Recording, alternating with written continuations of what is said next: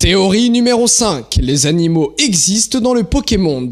Pokémon existe depuis 20 ans. Je ne comprends pas pourquoi les gens se questionnent encore à propos de ça. Les animaux existent bel et bien dans le Pokémon. Voici ici la preuve de base. Des poissons. Des poissons qui ne sont pas des Pokémon. Les animaux existent dans le Pokémon. Oui, ce n'est pas une théorie, c'est un fait.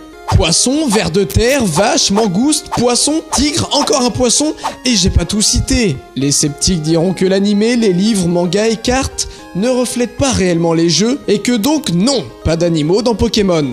Ah ah, ce serait mal connaître ces classiques. Dans la description Pokédex de Raichu et Ectoplasma dans les jeux, on nous parle d'éléphants indiens. On nous parle aussi d'un caméléon dans la description d'Excellang, et plus que ça, on dit bien Pikachu, souris électrique, une souris. Et bien souvent, dans le Pokédex, on assimile des Pokémon à une espèce animale. Regardez donc tous ces exemples.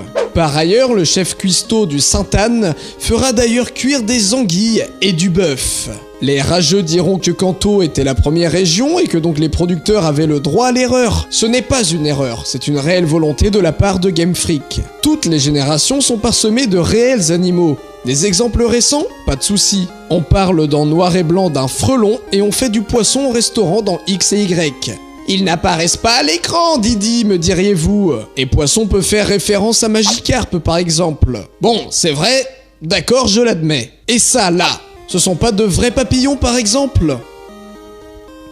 En tout cas, ils ne ressemblent à aucun Pokémon connu en ce jour. Bref, les animaux dans le Pokémon, eh bien ce n'est pas une théorie, c'est un fait.